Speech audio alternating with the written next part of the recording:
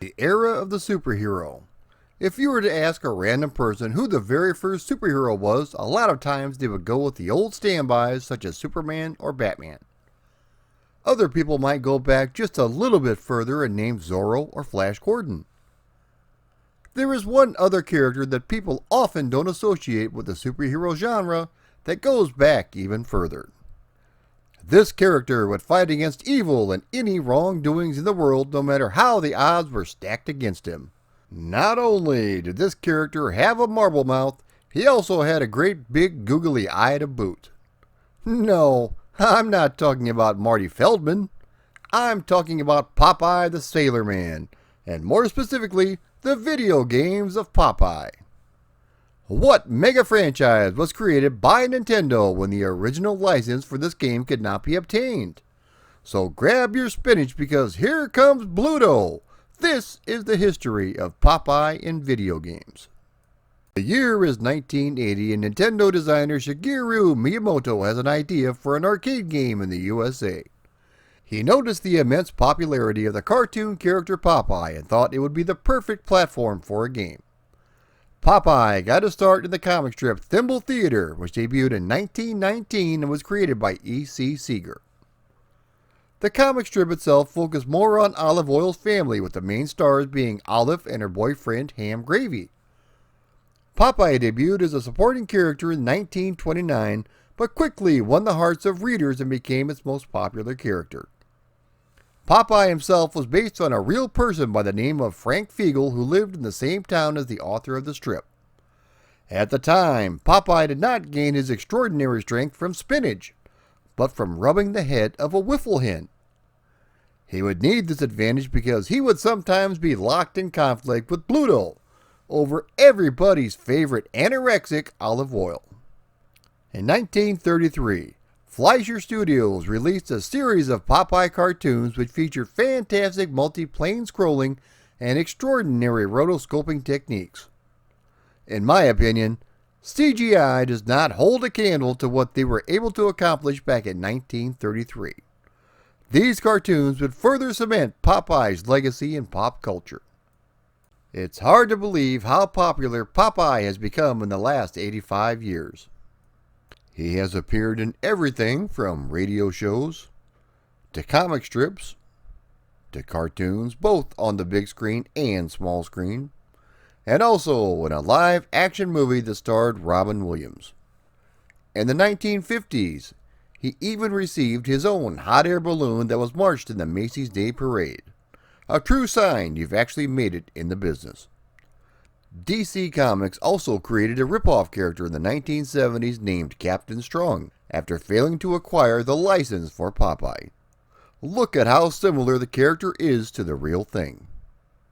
One of Miyamoto's favorite Popeye cartoons was titled A Dream Walking, which was released in 1934 and takes place on top of a construction site. In Miyamoto's pitch, you would control Popeye as he attempts to make his way to the top of the building to rescue Olive from the clutches of the evil Bluto.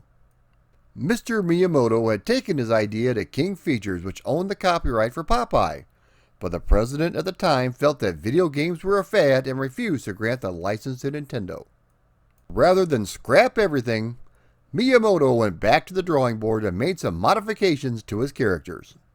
He was heavily influenced by King Kong, so Bluto became Donkey Kong, Olive Oil became Pauline, and Popeye became Jumpman and later renamed to Mario. We all know how successful that game turned out to be, and so did King Features, so the following year, Nintendo was finally granted the license to make a Popeye arcade game.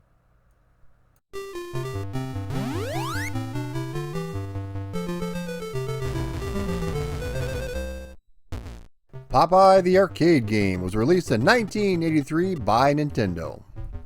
You take on the role of Popeye as he attempts to rescue Olive Oil, who has been kidnapped by Bluto. The game takes place across 3 stages, with each stage seeing you have to collect a certain number of objects that Olive throws down. This is strictly a platform game, but there is no jump button, only a punch button for hitting objects that are being thrown at you, hitting a punching bag, or grabbing spinach. In the first stage, which I have seen referred to as the docks, Olive throws down 24 hearts which Popeye has to collect.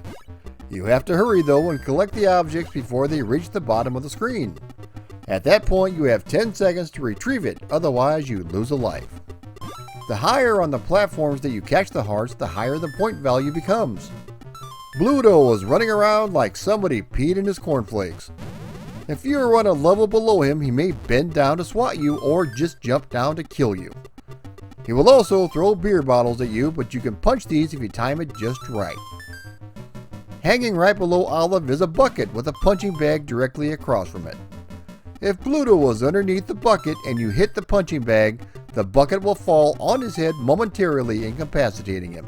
There is also one can of spinach on each stage, which after Popeye takes it, he turns red with anger and gets a burst of super speed to chase down Bluto and knock him for a loop. While you are red, all of the hearts will stop falling, so grab them as quick as you can. After you collect all the hearts, you move on to Stage 2. Stage 2 is the street scene where Olive is playing the harp and you have to collect all of the musical notes. The gameplay is similar to the first stage except for a couple of differences.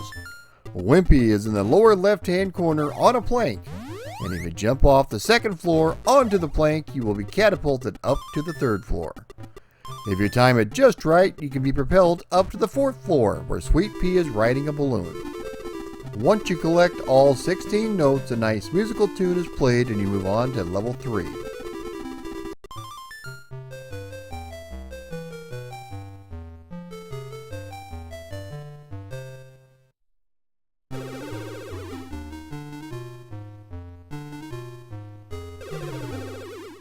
Level 3 opens up with Bernard the Buzzard taking olive oil to the top level. On this one, Olive drops letters spelling out the word help. Collecting each letter builds a ladder all the way to the top. There is also a sliding platform that goes left to right to help you avoid Bluto and Bernard. Speaking of Bernard, if you are able to punch him, you are granted a 1,000 point bonus. After all the letters are collected, Popeye climbs to the top and rescues Olive. A short intermission is played which features the theme song to Popeye the Sailor Man. After this, the game repeats, only at a higher difficulty.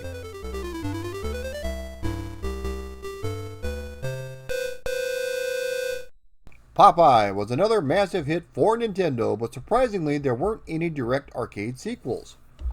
There were, however, a lot of other Popeye games that come along, so let's take a look at those. Speaking of the arcade game, there was somewhat of a spin-off that was released for the Famicom in Japan. Popeye no Igo Asobil. And yes, I'm absolutely certain I'm butchering that name, so I apologize. This was an educational title similar to Donkey Kong Math, which was released in North America. The gameplay is similar to the arcade, only this time Popeye selects letters to spell out the Japanese words. In 1985, released strictly in Europe, Popeye was released for the Spectrum, Amstrad, and Commodore 64. Let me say before I start that I read that one of the stipulations of the King Features license agreement was that the graphics for any video game based on Popeye had to look like the character. Apparently, they had seen some of the graphics of early video games, such as Indiana Jones, where the characters looked nothing like their on-screen counterparts. The on-screen characters take up roughly 50% of the play area and are very detailed. The best version I played of all three would have to be the Spectrum version, and surprisingly, there is very little color clash. The gameplay itself is rather iffy, with you running around completing tasks to eventually rescue Olive. The odd thing is, spinach is used to restore Popeye's health and not to give him super strength to lay the smackdown on Bluto.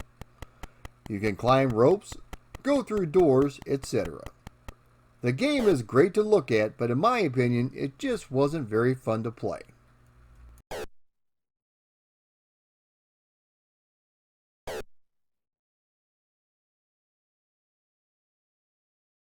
In 1990, Popeye was released for the Game Boy in Japan. This is a top-down view maze game where you have to collect hearts while avoiding Bluto, or Brutus as he's known in Japan. cans of spinach will randomly appear throughout the levels, giving you a speed boost as well as the ability to fight Bluto. The goal of each level is to collect the hearts as well as Olive, who is running around like she's on meth. Wimpy will also drop hamburgers, which you can collect for a point bonus. The graphics are nice and detailed, with the characters easily recognizable, but the gameplay is only average at best.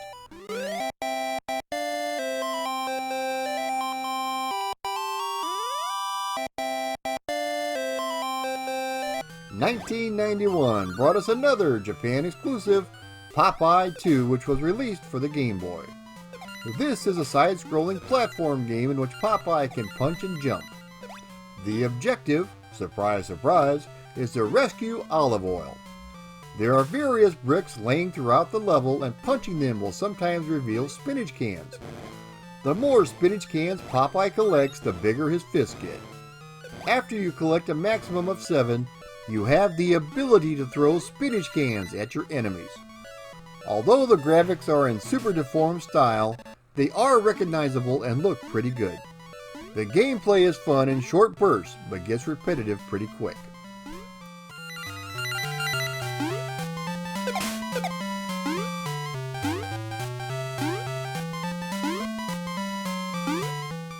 That same year, Popeye 2 was released for the Spectrum. This is more of a straight-up platform game which sees you on a construction site collecting all of Wimpy's burgers that he has dropped. This time, Bluto has taken Olive to the very top, so you have to make your way up to rescue her, which sounds very similar to Donkey Kong. Sweet Pea is also crawling around on the ground like a drunken sailor, and you have to catch him before he falls off the side. Bluto will also throw barrels to stop you from reaching the top.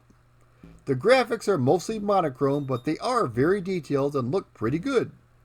The speed of the gameplay is nice and fast, but the controls are just a little bit too stiff.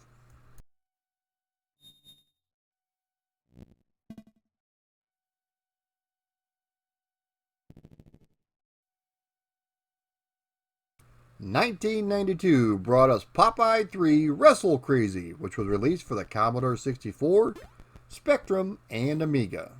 The world has been taken over by aliens, and there is only one person who can stop them. The marble-mouthed man from Massachusetts, Popeye.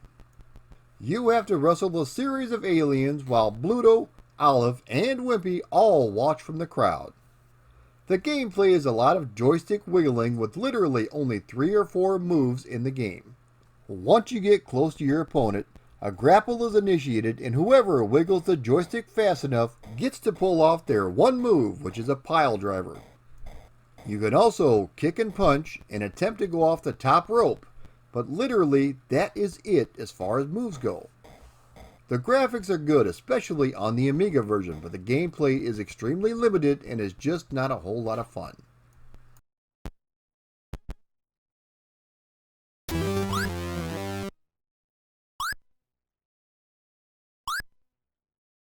In 1994, Popeye Ijuwaru Maju Seihag no Maki was released for the Super Famicom. This is a platform game in which you have to rescue all of the hearts on each level within each of the 5 islands. You fight various bosses throughout the game, including Ox and Bolo, with the main baddie being the Seahag. Since this was released only in Japan, there is a lot of Japanese text, but thankfully there is an English patch available that you can download to make the game a whole lot easier to understand. The graphics are really good, and so is the playability.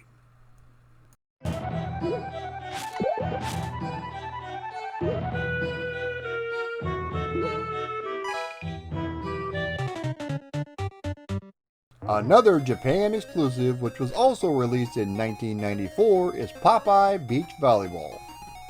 This was released for the Sega Game Gear, and it's a fantastic little volleyball game. The goal of the game is to score 7 points in 2 sets, which advances you to the next area. Since this was made by Technos, the playability is very reminiscent of Super Dodgeball. The graphics and animation are really well done and are easily recognizable with characters such as Wimpy, Poop Deck Pappy, Eugene the Jeep, and more. It's a lot of fun to play, and it does support 2 players via the link cable.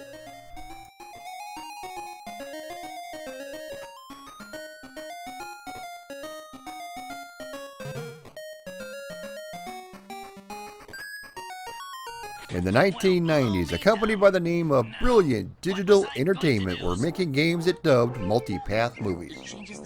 This one is titled Popeye and the Quest for the Woolly Mammoth. There were 2 other titles available as well, such as Popeye the Rescue and Popeye and the Sunken Treasure. These were essentially full-motion video games which let you watch the story, and at certain points, you are prompted to choose which path to take. The graphics look really good with detailed 3D models on display. The voice work is spot on, and while not a typical game in the series, it is a fun little curiosity if you are a fan of Popeye. I think of something fast. Aha! In 2005, North America finally got to see its first Popeye game in over 20 years, which was titled Popeye Rush for the Spinach for the Game Boy Advance. This is a racing game in which Popeye has to traverse to the right, avoiding obstacles and beating your opponent to the finish line. He can play as other characters too, such as Olive Oil, Pluto, and Wimpy. There are other items to help you along the way, including pogo sticks, skateboards in which you actually do a bit of grinding, cars, and of course, spinach. The graphics are large and well defined, and the gameplay is nice and smooth.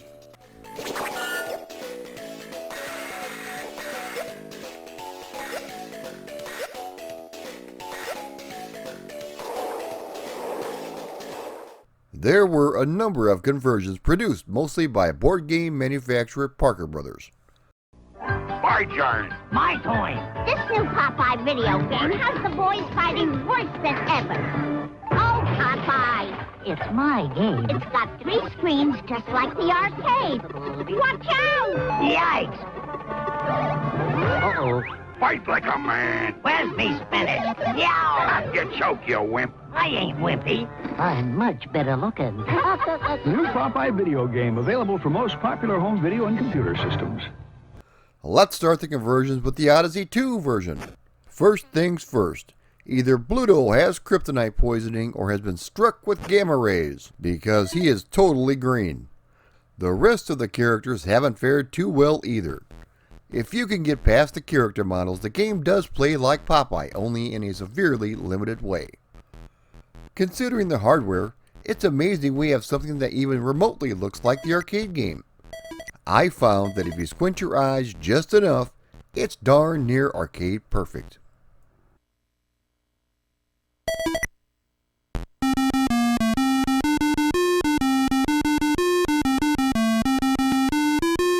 The Apple II version is up next, and it's an odd bird indeed. Instead of only one half ladder in the middle of the screen, we get 8 different ones. It looks like a WWE TLC match is going to break out at any time. Olive Oil is apparently in a maximum security prison because there is a large brick wall with 2 guard towers on each side. The hearts come from over the wall for Popeye to collect. The character models are detailed despite being only one color. The sound effects are typical noise that you would expect from the Apple II. It does play pretty good though, and the speed is close to the arcade original.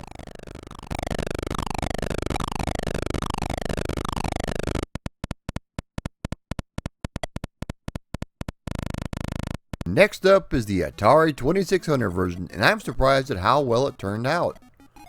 While the graphics are only one color, they are very detailed with the characters easily recognizable. Almost everything from the arcade is included, minus the bucket you can drop on Bluto's head. The sound effects are good, and there's even music while we play. There is also a nice rendition of the Popeye theme song. The gameplay is fast, and the controls feel very nice.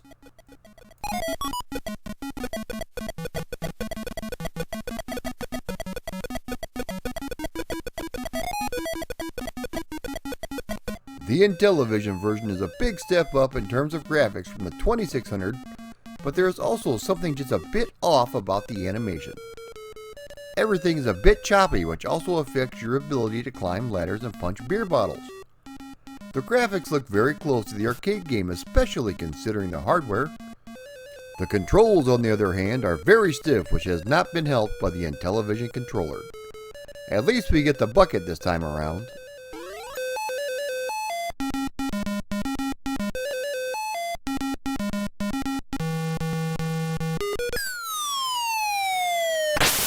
Sticking with the Atari line, let's take a look at the 5200 version. The background graphics are very close to the arcade game, and the sprites are multicolored and very detailed. The colors, though, seem a bit dull and washed out. Everything from the arcade game has been included with nice music and good sound effects. The speed of the game is very close to the arcade game, and the controls feel like Popeye. The game was also one of the first ones to include the character sprites for Wimpy and Sweet Pea. There have been a number of hacks for this game which make the sprites look more like their arcade counterparts. So if you're a big fan of Popeye and the 5200, you might want to check it out. The Atari 8-bit computer line looks very similar to this one.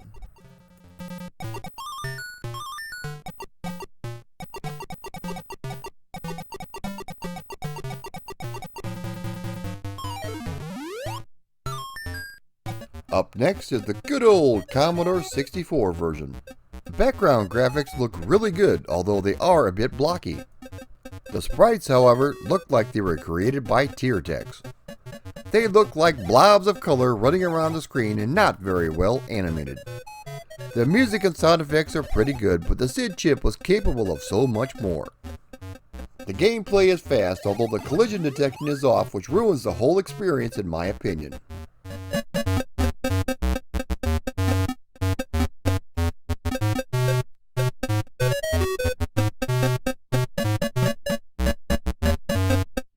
When the ColecoVision version has better graphics than the Commodore 64, you know something is not quite right.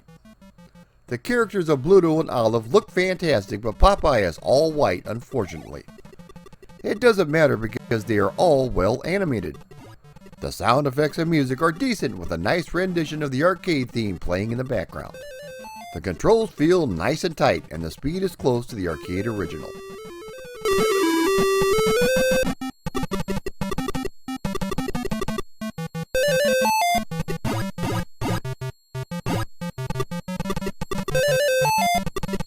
Next on the list is the Texas Instruments version, and it looks really good.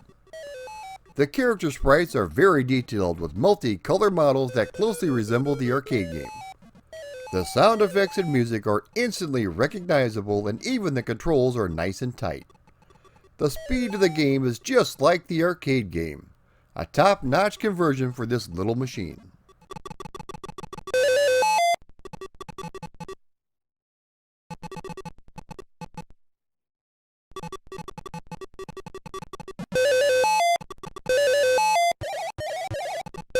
And finally, we have the NES version. The character models are very detailed, but they look a little shrunken.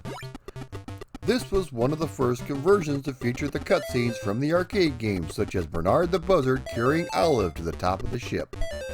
The animation is nice and smooth, and virtually everything from the arcade game is included except for Wimpy, who has apparently gone off on a hamburger run. The sound effects and music are really good, along with excellent controls, makes this one of the better Popeye conversions.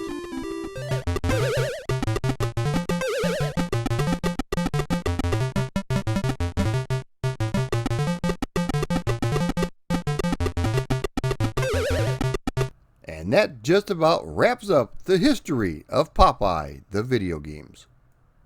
The original arcade game is a bona fide classic and is easily in my top 10 favorite arcade games of all time.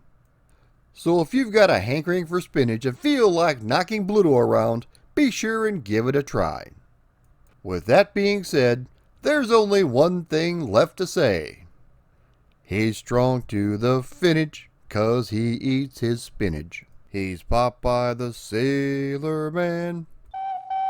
If you like my videos and want to support me on Patreon, please click the link below. Also, be sure to like, share, and subscribe to my content. It's the only way my little channel can grow. Thank you so much for watching.